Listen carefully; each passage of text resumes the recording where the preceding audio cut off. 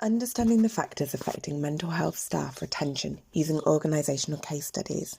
This is part of the RUMS project looking at the retention of mental health staff, and this presentation is given to you by Sally Ohlsen.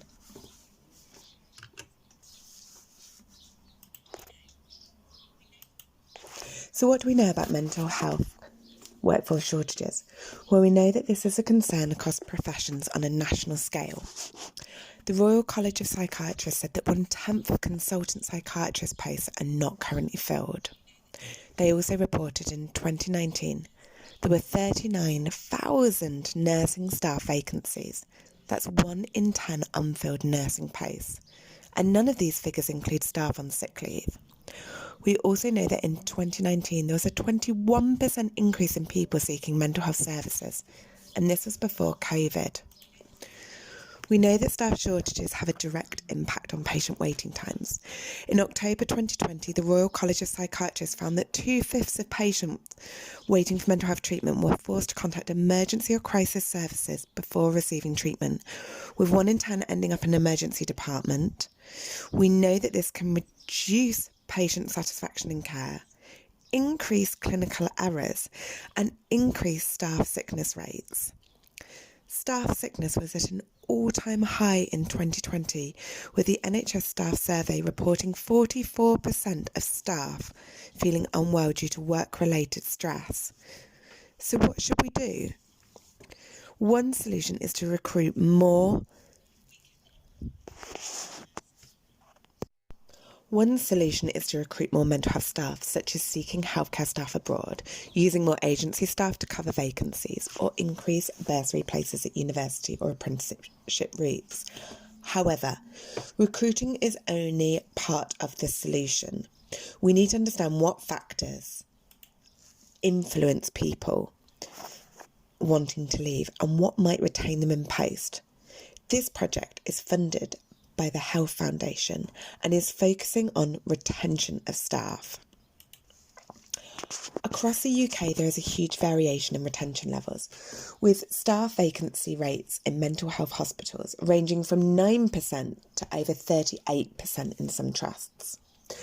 To understand this variation, we propose to do an organisational case study. What are organisational case studies? Well, for some of you less familiar with what an organisational case study is, a case study is a method of research that engages in close and detailed examination of single example or phenomena and is often used to understand activity and behaviour within a real-life context. So, an organisational case study is concerned with an organised body of people with a particular purpose, such as a business, or in our case, an NHS mental health trust. But as there are so many NHS trusts across the UK, how do we select our sample from all these different mental health trusts?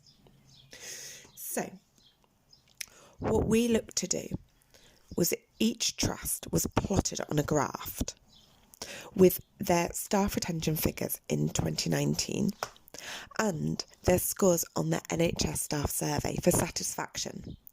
We were then able to select trusts that had both high retention figures and high satisfaction, as well as those with low retention and low satisfaction, as well as those that were maybe in the outliers, so ones that had reported low retention yet high satisfaction, or high retention but low satisfaction. This aimed to give us a good range and variation, as our aim was to compare what was working and what was not working and to try and understand why. We were also concerned with the trust CQC rating and their geography setting, such as north-south divide and urban or rural. Overall, we selected 6 trusts with 2 backup trusts.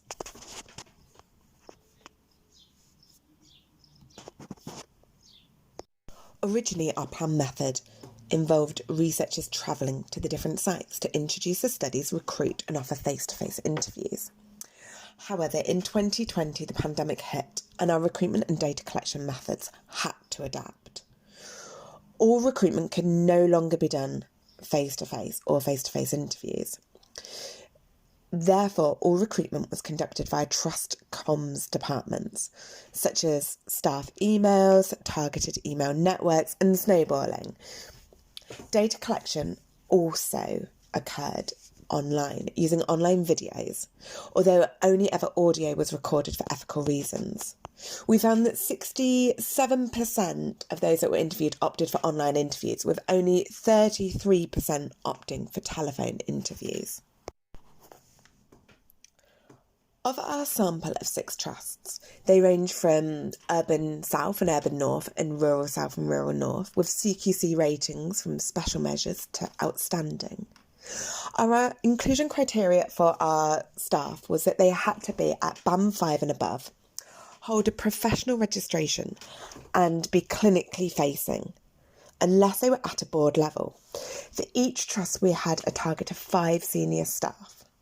We recruited 289 staff and we interviewed 119. Of these, 27 were senior board level staff, but we went right down to grade 5. We recruited 96 nurses, 30 psychiatrists and consultant psychiatrists, 24 psychologists and psychotherapists, 28 occupational therapists, 9 social workers and 12 others. These tended to be senior staff or that were in non-clinical posts, or staff that had such unusual job titles and professions that we couldn't identify them here. On average, the time in post was 4 years, and the time in trust was 11 years, although the range was from 1 week to over 30 years in trust service. So the interview guide was semi-structured in nature, allowing the staff to describe why they felt staff would stay or leave their particular trust. Before, we used realist interviewing techniques by proposing to our interviewees some initial theories which we wanted to test, which had come out of the literature and stakeholder engagement events. The interview guide was piloted on 3 part-time NHS staff, and the interviews were conducted by 3 researchers. There was an additional one for backup for sick leave. Each researcher was responsible for interviewing 2 different sites. The analysis used was thematic in the first stage, with all 3 researchers analysing the data from one site through to build a coding frame. Through this, a series of meetings between themselves as well as with the wider research team occurred. The coding frame was then applied to each of the remaining sites and was modified to include new codes at each site. A program called Quirkos was used for this process. So whilst our findings were many and complex, today I'll present you an overview. But if you visit our talk at the conference, please feel free to ask me many more questions. One of our main themes about which factors affected retention was quality of care, and if this was perceived to be high, staff wanted to stay. However, if failures in quality of care were perceived, then this was caused one of the most reported reasons why staff looked to leave their trust, or even the NHS as a whole. Infrastructure, both digital and physical, was another reason why staff reported variation in retention figures. And you won't be surprised to learn that car parking was one of the biggest infrastructure issues discussed.